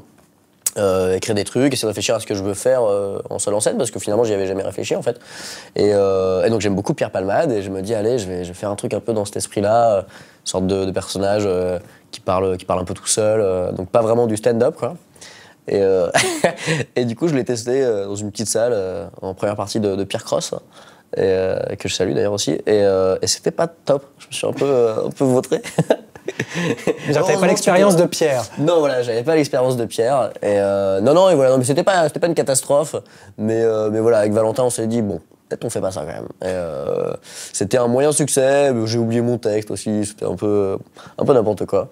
Et donc voilà, et en même temps, je me suis aussi rendu compte en le faisant que, même si j'aimais beaucoup justement Pierre Palmade, j'aimais pas faire en fait un truc dans l'esprit de ce qu'il faisait parce que j'avais vraiment besoin de parler aux gens en fait, ça m'énervait de pas leur parler, de rester dans ce perso et finalement les moments où je me suis le plus amusé c'est quand je sors parce que je connaissais pas mon texte donc j'ai rigolé avec eux, j'ai improvisé, j'ai fait des blagues et j'étais content de les voir, de leur parler et ça les faisait marrer donc c'était pas un moment du tout horrible mais je me suis rendu compte aussi que du coup j'avais besoin de parler de les voir en fait, de vraiment m'exprimer, de les regarder. Et donc du coup je me suis dit bah oui en fait faut que je refasse plutôt du stand-up et que je fasse vraiment un truc plus classique en fait. Et en plus j'avais déjà en tête aussi une version du truc où je transposais un peu ce personnage de Jules Fou du coup sur scène, qui me plaisait aussi bien parce que pour moi c'est un personnage qui peut aussi évoluer là-dedans et qui peut être intéressant sur scène quoi. Et donc du coup j'ai refait d'autres tests avec un passage plus ou moins similaire à ce que j'ai fait dans Zapping Amazing. Et voilà, ça marchait mieux. Et donc voilà, donc j'ai rodé un peu plus ça. Et pour le faire après au Zapping Amazing. Mais voilà, c'est marrant. Mais j'aime beaucoup Pierre Palmade. Je sais pas. Tu pourras voir ce magnifique DVD. Et justement, je reviens juste sur ce que tu viens de dire. Tu parlais de Jules Fou en tant que personnage. C'est vrai que c'est une de tes particularités. Cyprien, il se moque beaucoup de moi. Voilà. Les gens t'appellent Jules Fou. Enfin, certains t'appellent Jules Fou, peut-être un peu moins maintenant. Ouais. Mais pour toi, Jules Fou, c'est quelqu'un d'autre. Mais oui, mais j'ai du mal à faire comprendre ça aux gens. Je sais que Norman et Cyprien sont vraiment morts de rire à chaque fois que je parle de ça. Essaye de nous expliquer. Mais ils se foutent de ma gueule. Mais heureusement, il y a des gens qui me comprennent. Je sais que PV me comprend et qu'il y a d'autres gens qui me comprennent. Mais non, mais c'est pas un gros. C'est pas de la schizophrénie ou quoi, mais c'est juste que, en fait, pour moi, le personnage de Jules Fou, ouais, voilà, bah, tu vois, cette phrase-là aurait fait beaucoup rire Cyprien et Norman. Non, oui, c'est que pour moi, c'est plus un personnage. C'est que, même si c'est vrai qu'il est proche de moi, parce que voilà, les questions qui se posent, je me les pose et il est pas totalement con, etc. Mais il est quand même plus innocent que moi. Tu vois, quand on fait un épisode sur le Père Noël avec Valentin, on fait croire qu'il croit encore au Père Noël, plein de trucs comme ça. C'est un personnage qui est plus innocent. Enfin, dans ma tête et dans celle aussi de Valentin, du coup, maintenant, qui écrit beaucoup pour ce personnage, du coup, c'est un vrai personnage qui a un peu son ton, qui a sa façon de s'exprimer, etc. Et en tout cas, moi, c'est comme ça que je le vois, en fait. Donc, du coup, c'est pour ça que Jules Fou, c'est un personnage pour moi, et donc que les gens me prennent pour un fou quand je parle de Jules Fou à la troisième personne. Et que voilà, et que après, moi, à côté, je suis Julien Josselin, je suis un comédien, et je peux faire autre chose que Jules Fou, quoi. Et pour le coup, sur scène, sur Zapping Amazing, c'était Jules Fou pour moi, tu vois. C'était ce même personnage un peu étiré. Donc, t'étais pas vraiment là. Donc, j'étais pas vraiment là, Julien Josselin n'était pas là. Non, mais vraiment, on me prend vraiment pour un fou avec ce truc. Mais je sais pas, moi, ça me plaît aussi de me dire que c'est un personnage, et voilà, mais ça les amuse beaucoup. Mais de toute façon, maintenant, les gens aussi je comprends aussi, les gens font plus la différence, quoi. Ma chaîne s'appelait Jules Fou, donc maintenant les gens m'appellent Jules Fou, et ça me dérange pas non plus, c'est pas très grave, mais j'essaie dès que je peux, j'essaie un peu de clarifier les choses là-dessus. Et voilà, maintenant, c'est pour ça que d'ailleurs, dans Suricat, j'ai jamais marqué Jules Fou, quoi. C'est toujours Julien Josselin. Et voilà, quoi. Mon nom, c'est Julien, et mon personnage, c'est Jules Fou. Mais un jour, les gens comprendront. Peut-être, tu vois, après notre interview, les gens vont faire, mais bien sûr. Ça me semble évident. Mais voilà, mais on se moque de moi. Tu parlais de Suricat, justement, la saison 2 se lance en janvier 2014. Ouais. Changement, vous n'êtes plus que 3. Ouais, alors, on n'est plus que 3, parce que Suricat a failli s'arrêter déjà, tout simplement. On avait fait une saison, on avait fait pas mal de sketchs quand même, sur un an plus ou moins. Et voilà, et vers la fin de saison, c'était plus exactement, un peu comme dans un couple, c'était plus comme avant. Et non, ouais, voilà, il y avait des petits trucs, on n'était pas hyper à l'aise encore tous les 4, parce que comme je te disais tout à l'heure, on se connaissait pas tant que ça en fait. On a vraiment créé Suricat un peu par sécurité, par réflexe, en se disant bon, nous on fait ça et on sait que ça nous plaît, quoi. Et donc du coup, il y avait pas de souci, quoi. On s'est juste dit arrêtons Suricat avant, parce qu'on s'entendait bien, on était potes, on s'est dit avant de plus être potes et que le travail entache notre amitié, quoi. Arrêtons et voilà, c'est pas grave, et on fera d'autres choses. Et même si les gens apprécient Suricat, c'est tant pis, quoi. Enfin, on préférait laisser mourir le truc, mais qu'il ait eu une belle vie et qu'on regrette pas les derniers sketchs ou quoi, en disant c'était plus exactement ça, on s'entend plus, on s'engueule, enfin j'en sais rien, tu vois. Avant vraiment que ça parte trop en cacahuète, on s'est dit arrêtons. Et donc voilà, et du coup on s'est dit c'est fini, quoi. Et sauf que du coup nous avec Raph et Vincent, on avait développé un peu plus d'affinité et on a dit, et du coup on n'avait pas caché à Flaubert, on lui avait dit on arrête Suricat, pas de soucis, c'était nous 4, mais on se cache pas qu'on va sûrement refaire un truc à 3, on y réfléchit, quoi. Il a fait oui, d'accord. Et du coup vient la rentrée, quoi, on commence à y réfléchir justement, on se dit ouais, on a toujours envie, essayons de faire un truc à 3. Et on réfléchit encore une fois au nom. Et là ça devient vraiment chiant, parce que comme je disais tout à l'heure, on est vraiment passé devant 1000 noms.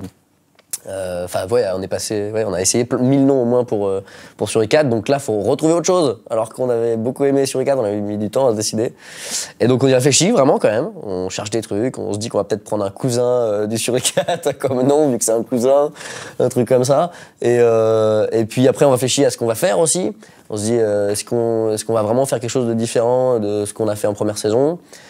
Et on se rend compte que non, en fait. On se rend compte qu'on a les mêmes envies, qu'on a envie de faire à peu près les mêmes choses, qu'on est 3 sur 4. Et on se dit, merde, c'était quand même trop con, en fait. Sur 4, ça nous plaisait. Donc on en reparle à Flo et on lui dit, est-ce que ça t'embête pas? Parce que, en fait, ça nous paraît évident, en fait. Sinon, c'est bizarre, quoi, de recréer un nouveau truc alors qu'on va faire à peu près la même chose. Enfin, voilà, ça avait pas trop de sens. Et donc, du coup, voilà, on a eu une longue discussion et puis il nous a fait, ouais, ok, pas de souci. Et donc, du coup, c'est cool, il nous a autorisé à nous appeler Sur 4 sans lui, même s'il l'avait créé, quoi, avec nous. Et donc, voilà, donc on a fait Sur 4 saison 2, on a changé le logo, on a changé quelques trucs, on a essayé de montrer que c'était un Sur 4 différent, on a annoncé aux gens qu'on n'était plus que 3. Il y a eu un communiqué de presse. Il y a eu un communiqué, ouais, t'as vu. Donc voilà, mais voilà, au final, ça s'est fait assez simplement, finalement, en fait. Ça a été des longues réflexions, mais finalement, c'était assez simple. Et donc voilà, Sur 4 saison 2 à 3, et on a essayé de faire une saison 2 avec tout ce que ça implique, ouais, des changements, des trucs différents, quoi. Et puis il y a aussi Cyprien qui t'appelle pour te proposer de jouer dans un sketch, Les Réunions. Ouais. Comment ça s'est passé cette histoire? Les réunions, ouais, c'était... déjà à l'époque, je faisais des petits trucs avec Cyprien, il m'avait invité à faire 2-3 trucs dans ses vidéos, toujours des trucs sympas, jouer un gothique, avaler des huîtres, enfin des trucs vraiment... Enfin, cracher dans des huîtres, pardon. Que des trucs vraiment très sympas. Non mais voilà, mais on s'entend bien avec Cyprien, on s'amuse beaucoup. Et donc du coup, il m'avait déjà invité plusieurs fois dans ses vidéos, on avait fait des petits trucs, j'avais même un peu écrit pour lui, je lui ai filé une petite vanne ou deux. Enfin, il était question en fait que je l'aide, et j'ai rien branlé, clairement, faut le dire, il le sait. Et donc voilà, donc, au final, je lui ai filé 2 vannes, et puis on s'est dit, bon, ça sert à rien de continuer. Mais par contre, il m'a parlé de ce projet un jour, il m'appelle et il me dit, j'ai pensé à des réunions, machin, donc il avait déjà tout le concept en tête. Et donc je dis, c'est trop bien. Et c'est trop cool. Et il pensait le faire avec moi, Ludovic, lui et Vincent. Finalement, Vincent l'a pas fait, Vincent Thirel. Et donc on s'est retrouvés à 3 et on s'est retrouvés, on a chacun amené nos idées de réunion qu'on avait en tête. Et donc voilà, on a fait une sorte d'écriture à 3, même si c'était Cyprien qui supervisait le truc, quoi. Et on s'est vachement marré. On s'est trop marré à le faire. Et à tourner, en fait. À tourner, c'est un kiff, les réunions. En fait, il n'y a plus la technique, quoi. C'est que tu oublies qu'il y a les caméras, tu oublies qu'il y a tout ça. La caméra, elle est posée, c'est du théâtre, quoi. Tu sais que l'entrée de champ, elle est là, la sortie de champ, elle est là. Et on va faire telle vanne, et on va s'amuser, on va la pousser le plus loin possible pour voir jusqu'où on peut repousser le jeu dans l'absurde. Il y a plein de trucs cachés, d'ailleurs, dans les réunions, si tu regardes bien, mais... Vraiment, tu peux regarder quasiment chaque vignette, il y a un truc à la con, bon, il y a forcément les trucs écrits sur le paperboard, mais il y a des prises, moi et Ludo, on se tient la main, et tu fais pas gaffe, mais c'est vraiment une cour de récré, quoi. Les réunions, c'est vraiment, on s'amuse, et si tu regardes, vraiment, s'il y a plein de vignettes où il y a des trucs absurdes, tu fais... Mais vraiment, l'autre jour, je l'ai regardé, mais je fais, pourquoi on se tenait la main dans ce truc? Et c'est juste, ça nous faisait rire de le faire, et ça n'a aucun lien avec la scène, mais ça passe, tu vois rien, tu vois. Mais donc voilà, mais c'est beaucoup de kiff à tourner, les réunions, c'est pour ça qu'on a fait un 2 d'ailleurs. Et voilà, le petit trio qui nous a beaucoup amusé. Un autre kiff que t'as fait avec Cyprien, je crois, c'est tourner dans une vidéo qui s'appelle Le meilleur X-Men. Ouais. Avec un invité de choix. Ouais. Hugh Jackman. Hugh Jackman, rien que ça. J'y croyais pas en fait quand il m'en a parlé. Il t'a appelé, il t'a dit, en fait, j'ai une idée. Ouais, c'est comme les réunions, mais c'est autre chose. Par contre, cette fois-ci, il y a un guest. Ouais, non, mais j'y croyais pas. Il m'a dit, on peut faire un truc sur X-Men, et puis la Fox va peut-être nous permettre d'avoir un guest. Il pense à Hugh Jackman, machin. Je dis oui en me disant, faisons une vidéo sur X-Men et il y aura pas Hugh Jackman, et c'est pas grave, on va s'amuser quand même, quoi. Et puis ça avance, ils font, donc apparemment c'est bon, mais j'y croyais pas, quoi. Enfin, c'est pas possible, quoi. Et puis voilà, et on se retrouve à tourner à Londres avec Hugh Jackman. Et c'était complètement fou, quoi. C'était hyper marrant, j'étais hyper content que Cyprien m'ait fait partager cette expérience, parce que c'était absurde, quoi. C'était absurde totalement. Donc ouais, voilà, on se retrouve à Londres et on a 20 minutes avec lui, quoi. On a un truc genre 20 minutes et genre lui, tu vois, c'est un petit événement dans son planning de Rosta. Et nous, mais c'est l'événement du mois, tu vois. On est là, on est tout calé, tout le monde est trop stressé, tout le monde il arrive dans 5 minutes, là, il arrive dans 4 minutes. Et donc tout le monde est trop stressé et le mec trop cool, et en fait c'était trop bien. Et en plus de ça, on a découvert un gars hyper sympa qui était hyper content d'être là, je pense, entre 2 interviews un peu nulles, un peu les mêmes, tu vois. Et donc du coup, il s'est beaucoup amusé et voilà, il a même fait de la figure pour nous parce qu'il est resté derrière, en gros. En fait, on avait fini tellement il a été cool et efficace. On avait fait tout ce qu'on avait à faire, quoi. En réal, Ludoc, il avait été hyper rapide et tout. Et donc, du coup, on a fait, si ça vous dérange pas, vous pouvez rester derrière et vous faites des cocktails pendant qu'eux, ils jouent. Donc, voilà. Donc, c'était assez marrant. On s'est retrouvé à jouer avec Hugh Jackman qui faisait des cocktails. Parce qu'il sait faire des vrais cocktails. Donc, il a fait un vrai cocktail qu'on a goûté, qui était pas très bon. Mais il sait faire des cocktails. Il sait le faire. Ça, on peut dire, il sait le faire. Il faut le savoir. Mais, ouais, non, mais voilà, mais c'était fou, quoi, de travailler avec quelqu'un comme ça, et qu'on regarde au ciné, dont on est fan, c'est... Ouais, c'est pareil. Grand moment aussi, puis grosse claque quand tu vois comment le mec bosse aussi, quoi. Il n'y a pas zéro hésitation, machin. Il est à un niveau de... Tu le sens, quoi. Tu vois, tu fais, ah d'accord, ça se passe... C'est la même chose que les cours de Plurtus. Ça se passe comme ça, quoi. Non, c'est autre chose, c'est autre chose. Mais on avait les boules de ça, quand on se disait, putain, on va jouer devant lui. Voilà. Mais ça s'est bien passé, on a été bons, je crois, ça va. Mais ouais, gros souvenir, et la vidéo a plu aussi. Et ouais, moi j'en suis bien fier aussi, c'est ouf. La séquence, elle est longue avec lui, tu vois, c'est pas juste un petit truc. Donc voilà, mais c'était chouette. Et en mars 2014, pour les Web Comedy Awards, tu repars avec 2 prix, et même virtuellement un 3e. Le premier, c'est pour Julien Josselin, donc toi, dans la catégorie format très court. Ouais. Le deuxième, c'est pour Suricat, le Grand Prix du jury. Et le troisième potentiel, c'est le sketch collectif des Réunions de Cyprien. Oui, exact, oui, c'est vrai. Oui, les Réunions, ouais. Donc carton plein. C'est vrai. Heureux. Ben ouais, c'était une cérémonie un peu bizarre. On se disait, mais c'est quoi, c'est Internet à la télé, etc. Et puis, voilà, un prix, en fait, ça reste un prix, quoi. Et la cérémonie, en fait, était sympa. Et c'était marrant de recevoir un prix de la part de Patrick Timsit. C'était assez amusant. Et mine de rien, j'aime bien Patrick Timsit aussi, tu vois. Donc, les gens qui ont marqué ta vie, c'est Jean-Marc Morandini. Ouais, Pierre Palmade et Patrick Timsit. Très bien. Ouais, je sais pas s'il faut vraiment réduire ça à ça. Mais non, mais moi j'aime bien toute cette... J'aime beaucoup les comédies françaises, j'aime beaucoup Pierre Richard, j'aime beaucoup ce qu'on fait le Splendide, j'aime beaucoup, donc du coup, les films, tu vois, l'Ermite, Timsit aussi et tout, quoi. Donc, mine de rien, quand tu reçois un prix par Timsit, c'est quand même un truc, tu vois, c'était marrant. Et en plus, après, il nous a vraiment dit qu'il avait vraiment adoré et tout, on lui a parlé un peu, et ça sentait que sincèrement, il avait beaucoup apprécié, quoi. Donc c'est toujours agréable, surtout quoi, voilà, pour Suricat, c'était le prix du jury, donc c'était le plus flatteur, en fait, qu'on pouvait avoir. Que voilà, c'était des gens des vrais pros, quoi, qui travaillent là-dedans depuis longtemps maintenant et qui avaient kiffé notre travail, donc c'était chouette, mine de rien, en fait. Et donc voilà, on savait pas trop ce que ça allait donner, cette cérémonie, mais au final, voilà, un prix, ça fait toujours plaisir. Et voilà, et celui de format court aussi, c'est un peu une blague, je trouve, mais parce que tu remettes un prix pour des vidéos de 6 secondes, c'est un peu absurde, mais c'est pareil, ça fait toujours plaisir. Et puis, mais les gens, je sais que les gens m'en parlent beaucoup aussi de mes vines, donc c'est cool, parce que c'est un truc que je fais vraiment à l'arrache, comme ça. C'est vraiment juste pour s'amuser, quoi. Tu veux pas faire ton métier. Enfin, aux États-Unis, il y a des mecs qui en font leur taf, mais en tout cas, nous on le fait pas. C'est vraiment la cour de récré pour s'amuser, quoi. Donc c'est marrant. Pour le coup, c'est absurde parce que c'est les deux trucs les plus opposés, quoi. C'est que les Vines, je fais ça vraiment à l'arrache pour m'amuser, pour faire rire les gens, pour m'occuper le temps. Et sur Suricat, on essaie de faire ça du mieux qu'on peut et on s'applique. Et donc c'est marrant de recevoir 2 prix pour des trucs vraiment opposés, des trucs très spontanés et d'autres trucs très calés. Donc c'est cool, c'est-à-dire qu'il y a la place pour les deux, enfin les trucs spontanés et préparés. Et on s'en fout de ce que je raconte. Ça c'est pas intéressant. Non, par contre, ce qui m'intéresse, c'est que Jérôme m'a dit qu'il l'avait mis au-dessus de sa cheminée, son prix. Toi, tu l'as mis où? Alors moi, il est pas au-dessus de la cheminée parce que j'ai pas de cheminée. Pas de cheminée. Moi, il est dans la bibliothèque, mais un peu caché quand même. D'accord. Il est un peu caché. Non, c'est pas que je l'assume pas, mais il marche très bien en cale DVD, en fait. Et du coup, c'est pratique. Donc il est entre 2 DVD. Dernier sketch de la saison 2 de Suricat, Le fantôme de merde. Ouais. Avec une très belle moustache, ça allait très bien. Je sais pas pourquoi t'as changé depuis. Bah ouais, t'as vu, je suis parti sur un autre truc. C'est passé en dessous. Je fais des variantes. Les rouflaquettes sont presque les mêmes. Elle était plus bizarre, celle-là, elle faisait une forme...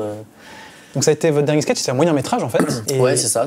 L'idée, c'était de repousser les limites à fond. Encore une fois, un projet où tu calcules pas que ça va te prendre du temps et que c'est trop ambitieux et que si tu savais le taf que ça te prend, tu te lances pas là-dedans. Même si pour le coup c'était Raphaël qui l'a réalisé, donc c'est lui qui a plus porté le projet que nous. Mais nous on était comme je t'expliquais tout à l'heure en renfort, quoi. Ouais, en fait on était hyper fan de tout ce qui s'était fait à Montreux avant, en fait, au festival de Montreux. Il y avait eu le Golden Show qui était passé, le Palma Show, la Ferme Jérôme. Tout ce qui avait été fait là-bas était super chouette et les gens avaient bien su exploiter le lieu, les guests, etc. Et du coup, on était hyper flattés que Montreux veuille qu'on vienne, quoi. Et donc voilà, mais on s'est dit, faisons quelque chose qui ressemble pas à ce qui a déjà été fait là-bas. Il y avait eu des docu-fictions, une mini-série de Jérôme, ça. Et on s'est dit, un truc un peu plus long, un vrai court-métrage, une seule vidéo, mais un vrai court-métrage avec une vraie histoire. Et avec des personnages qui évoluent, un truc qui se rapproche plus d'un long métrage, quoi. Et on s'est dit, allez, faisons ça. Donc on s'est dit, restons quand même au chaud parce qu'il fait froid à Montreux, donc enfermons-nous dans l'hôtel. Faisons une histoire qui se passe dans l'hôtel. Et donc très vite, l'idée de fantôme est venue parce que quand tu vois la tête de l'hôtel, tu te dis oui, c'est Shining, c'est vraiment un truc de fantôme, quoi. Et voilà, et on est parti sur cette histoire et on s'est amusé à écrire ça. C'est quand même beaucoup Raphaël qui a porté ce projet sur ses épaules. C'était pas évident parce que c'était en fait ce qu'on faisait d'habitude mais sans argent quasiment. C'était vraiment, tu vois, quand on l'a tourné, il y avait un cadreur, il y avait un perchman et des gens pour nous aider à caler les guests, etc. Et nous quoi. Et donc du coup c'était un vrai retour à ce qu'on faisait avant d'être produit par Golden Moustache et des groupes comme ça. Et c'est chouette parce qu'on s'est rendu compte qu'on pouvait quand même, sans trop d'aide, faire quand même un truc qui ressemblait à quelque chose et que voilà, qu'on pouvait quand même raconter une histoire sans argent et encore plus une histoire fantôme, tu vois, et pas besoin de trop d'effets spéciaux. Mais c'est une expérience ouais, très, très chouette aussi, donc je suis hyper content parce que c'est la première fois que en tant que comédien en tout cas, que je traînais un personnage sur autant de temps et un vrai personnage qui avait une vraie évolution.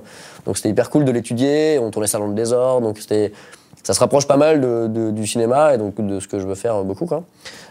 Donc du coup c'est chouette, quoi. On tournait dans le désordre, donc là faut se dire attends, là on a commencé par la dernière scène, quoi. On a commencé par la toute dernière scène. On fait ok, donc j'ai tout le film derrière moi.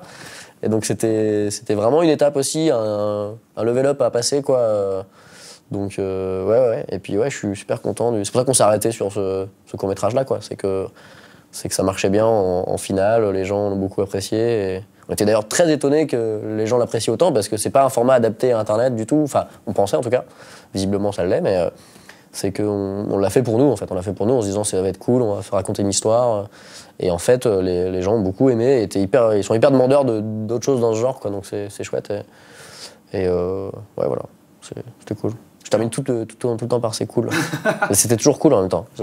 C'est normal, c'est les grandes étapes de ton parcours. Ouais, c'est vrai. Et alors, quel avenir pour Suricat ? Quel avenir pour Suricat ? Je sais pas trop. C'est la question que 67 millions de Français se posent. C'est vrai, c'est les gens qui ont scrollé dans la vidéo et qui ont avancé, qui fait bon, à quel moment il en parle de ça ? Bienvenue. Bonjour, si vous arrivez maintenant. Mais non, ouais, je sais pas. En fait, je sais pas. Le truc, c'est qu'on sait pas. Vous pouvez partir. Vous pouvez repartir. J'en sais pas plus que vous. Non, voilà, on n'a pas lancé de saison 3 pour l'instant, en tout cas. Parce qu'on a nos projets. Maintenant, Raphaël, il bosse aussi avec son frangin sur une chaîne qui s'appelle French Ball, qui est très cool d'ailleurs. Où il fait ses petits courts-métrages aussi maintenant dessus. Nous, moi et Vincent, on est un peu plus restés à Golden Moustache, que Raph, lui, il est un peu moins à Golden maintenant. Et voilà, mais on s'interdit pas, on n'en sait rien en fait. J'en dis déjà trop en fait, là j'en sais rien en fait. D'accord. J'en sais rien, je sais pas. Il y a un dernier projet que tu as lancé récemment sur Golden Moustache qui s'appelle Jam. Ouais. Tu peux nous en parler ? Ouais, Jam, c'est un truc. On était en tournage avec Cyprien et Jérôme sur une vidéo qui s'appelait Watch Dogs. Et on s'est beaucoup amusé à tourner ce truc-là, parce que je faisais un grand méchant complètement fou, que j'ai appelé Bérénice d'ailleurs. Ça me fait beaucoup rire qu'il s'appelle Bérénice. Personne ne l'a vu, c'est écrit en tout petit dans la vidéo, mais je suis content qu'il s'appelle Bérénice, ce personnage, ça me fait rire. Donc c'est un grand méchant hyper cinglé, et qui était un personnage de Movie vs Live 2 que j'ai repris un peu dans ce truc-là. Et on s'est beaucoup amusé à tourner ce truc-là, on avait envie de faire 1000 vannes, et en fait, on pouvait pas parce qu'il y avait un scénario, et que si tu rajoutes des vannes dans tous les sens, ça ressemble plus à rien, donc on faisait ah mince, ça aurait été marrant que je fasse une entrée sur un tapis, enfin vraiment, c'était n'importe quoi. Et donc du coup, on s'est dit mince, ça aurait été cool. Et donc j'ai l'idée là, je me dis, mais il faudrait faire en fait un endroit, une journée où on se retrouve et exprès spécialement pour tourner un truc, et juste on s'amuse, et là pour le coup on peut valider toutes les vannes et s'amuser autour de ça. Et Cyprien il a eu la même idée juste après, il me fait mais peut-être on pourrait faire ça, et j'en parlais à Jérôme juste avant, et donc du coup finalement j'ai développé ça, et du coup j'ai invité Jérôme dans le premier forcément, et donc Cyprien viendra dans les suivants, je pense s'il y en a, et voilà, et l'idée c'est un Fort Boyard du web un peu, où j'invite des comédiens à venir s'amuser. Et c'est marrant parce que pour le coup, tu vois, comme le Fantôme de merde, c'était un peu un retour à la démerde et tout, Jam, c'est vraiment ça aussi. C'est un retour à... Maintenant, on a acquis un peu des connaissances, on a rencontré des gens qui étaient preneurs de son et qui font des super tafs. On s'est fait une équipe, une dream team vraiment de gens qui font des super tafs, d'ailleurs, qui pour Suricat nous aident beaucoup, quoi. Et du coup, on s'est dit, gardons ça, prenons ça, quoi, mais retournons dans le contexte de l'époque où on est vraiment à l'arrache et on a une journée pour faire un sketch. Donc c'est un vrai petit retour aux sources aussi, à la démerde de l'époque que j'aime bien. Donc voilà. Donc on verra, ça a l'air d'avoir plu, donc je pense qu'on en fera d'autres. On verra, voilà. Mais de toute façon, moi je continue à faire des sketchs sur Golden Moustache, et différents trucs en fait. Je veux pas, même si on lance d'autres jams, il n'y aura pas que ça, quoi. Genre, je vais faire d'autres trucs, quoi. Et c'est la fin de ta timeline ? Ah bah non, j'espère pas. Bah si. C'est fini, je fais plus rien après tout ça. Non, t'auras le droit d'écrire la suite, on se reverra pour en reparler.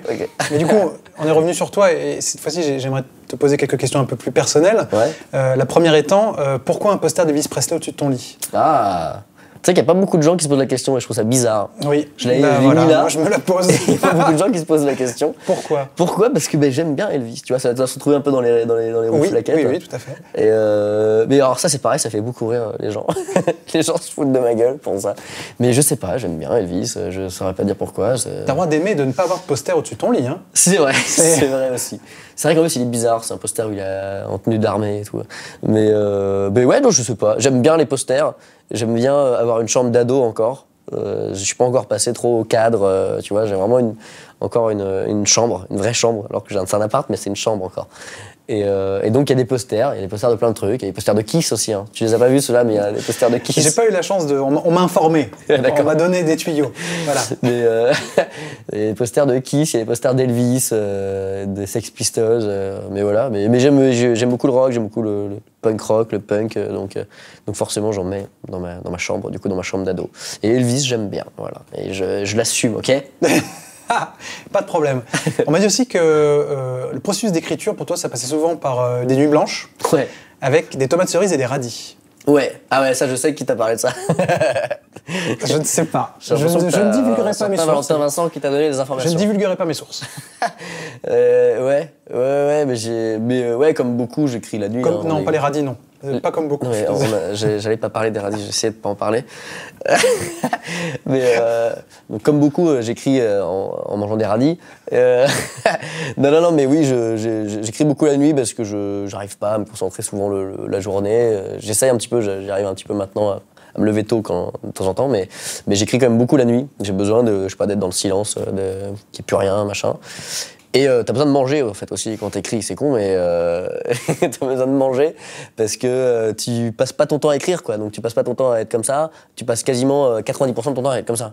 À réfléchir à des trucs, à essayer comment je fais ça. Et donc du coup quand tu fais juste rien, c'est nul. Donc quand tu manges, tu réfléchis en même temps.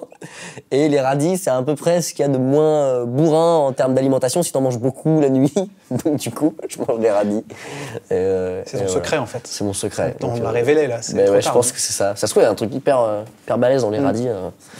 Mais je sais pas. Ça se trouve, si je change de légumes, je vais passer sur complètement d'autres histoires. Mais ouais, des radis. Du thé et des radis. Je suis un vieux quand j'écris. Je suis un vieux. Je bois du thé, je mange des radis. Très bien, intéressant. Question peut-être un peu plus sérieuse cette fois-ci. Quelles sont tes références? Donc on a parlé d'Edgar Wright, mais qui t'inspire quand tu veux écrire, quand tu veux rire? Il y en a beaucoup en fait. Alors ceux les plus forts, les plus mythiques pour toi. Les plus forts, je sais pas. En fait, le truc, c'est que souvent, ce qui m'inspire le plus, c'est les références les plus récentes, en fait. C'est que j'ai ces références qui sont en tâche de fond tout le temps, tu vois, qui sont Les Inconnus, KDO, tous ces trucs-là, que j'ai bouffé je sais pas combien de fois, et que forcément, ils ont sûrement fondé un peu la base de ce que j'aime dans l'humour, quoi. Mais après, j'aime beaucoup aussi toute cette nouvelle vague de cette génération un peu Internet, etc., de ce qui se fait en Angleterre avec Tom Ska ou ce que font Key and Peele aux États-Unis, qui sont des mecs qui viennent plus ou moins d'Internet et qui maintenant font de la télé aussi, et qui ont un humour vraiment générationnel un peu, quoi, qui est vraiment plus frais. Et donc du coup, finalement, ce qui m'inspire le plus, c'est ces trucs plus récents en fait que je bouffe beaucoup. Je passe mon temps à regarder leurs sketchs.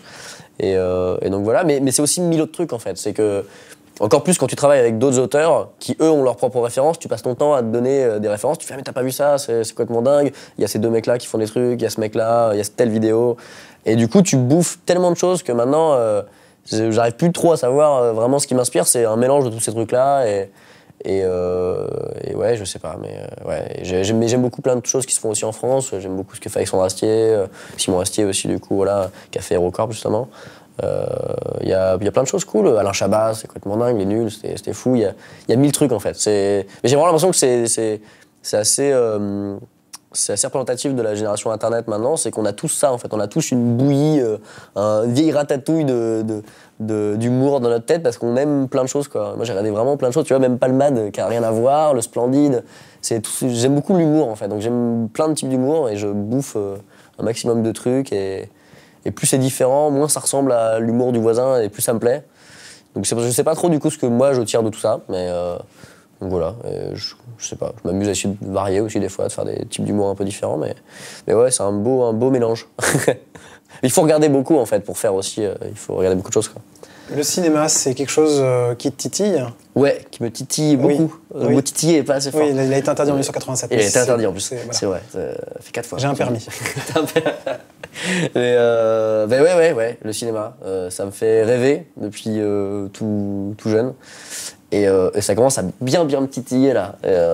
Donc ouais, non, j'ai vraiment envie d'en faire. Et j'ai vraiment envie d'être comédien juste aussi. Parce que j'aime beaucoup écrire, j'aime beaucoup réaliser et porter les projets, mais j'aime aussi beaucoup être invité par des gens et juste être un pantin. Et on me dit, bah viens, tu fais tel personnage, tu mènes, bah, tu vois, comme le fantôme de merde un petit peu, où mine de rien, c'était plus le projet de Raph que de nous. Nous, on est venus, tu vois, en co-auteur. Donc du coup, c'était hyper cool. Où, tu vois, j'ai dit à Raph, viens, je me fais une moustache. Il fait, ouais, c'est cool. Et on crée un personnage et je le suis, quoi. Je lui fais confiance, on fait le truc. Et donc du coup, j'aime beaucoup aussi, ouais, juste jouer, quoi. Et donc du coup, j'avoue que j'aimerais beaucoup faire du cinéma. Et donc voilà, mais j'espère que ça arrivera. Que je pourrais au moins passer une petite tête un jour dans un... T'as déjà passé des castings Ouais, j'ai passé des castings, ouais. Et c'est marrant, les castings, parce que c'est des trucs... tu peux pas être bon en casting, tu peux pas être bon du tout. Mais ouais, c'est vrai, je passe un peu des castings, voilà, j'essaye.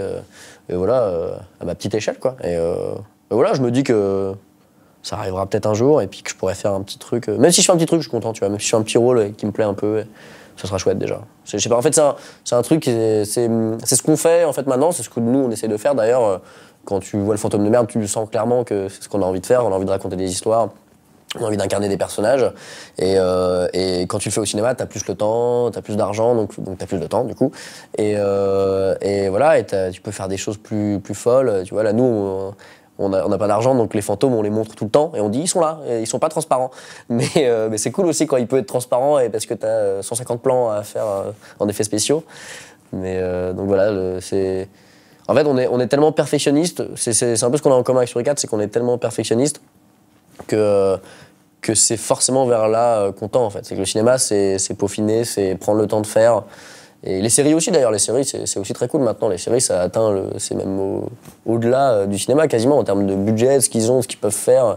C'est devenu un truc de dingue aussi, donc c'est aussi intéressant que le cinéma. Mais voilà, raconter des histoires, incarner des personnages et prendre le temps de faire les projets, en fait. C'est ce qu'il y a de plus fou dans le cinéma. Et alors, dernier sujet, mais pas des moindres, YouTube. C'est quelque chose qui a pris beaucoup d'importance ces dernières années pour tout le monde. Ouais. Toi, qu'est-ce que tu regardes sur YouTube?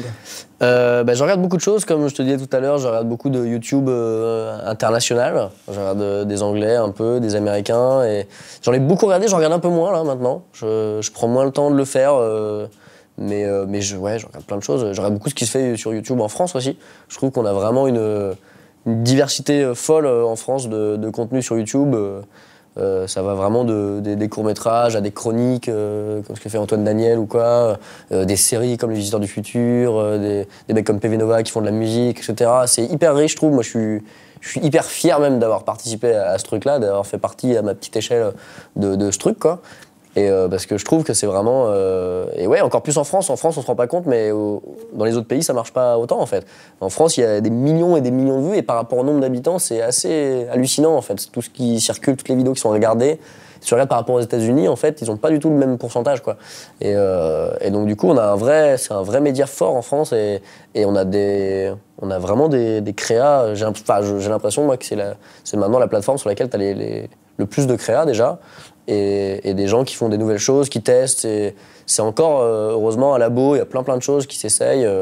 Et ouais, c'est un... Du coup, je regarde beaucoup de YouTube français aussi, quoi. Je regarde beaucoup ce que font Bagel, tout ça, je trouve ça très chouette.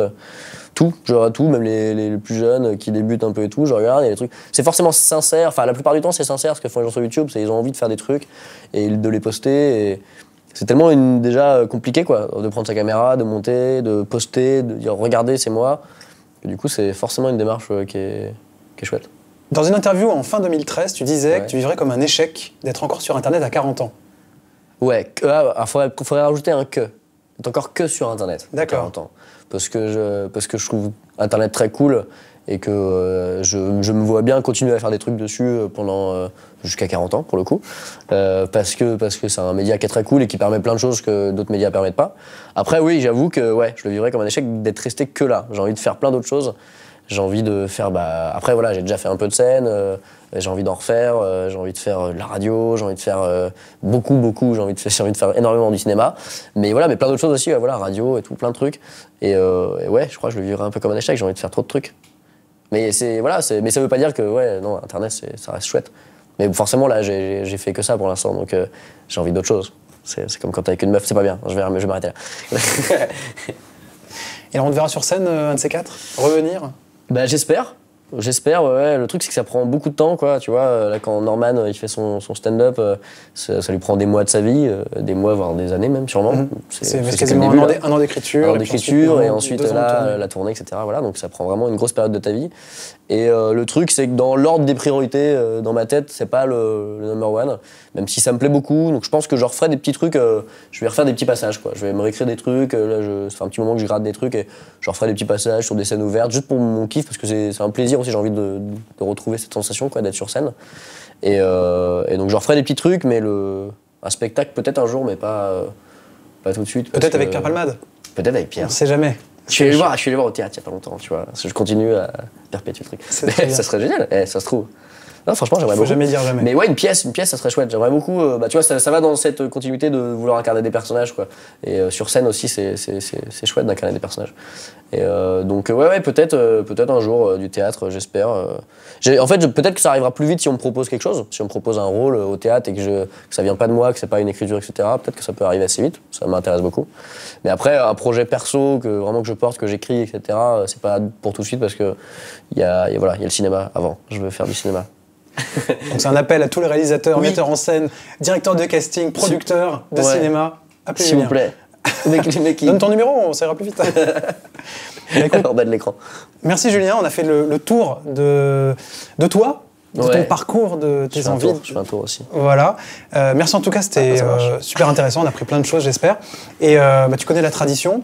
Pour tous les gens qui nous ont suivis jusqu'à ce moment de l'interview, tu peux leur parler, leur dire quelque chose, t'adresser directement à tes fans qui t'aiment, qui te supportent depuis toutes ces années, qui vont, j'espère, continuer pendant encore longtemps, en regardant cette caméra. Celle-ci là ? Ouais. D'accord.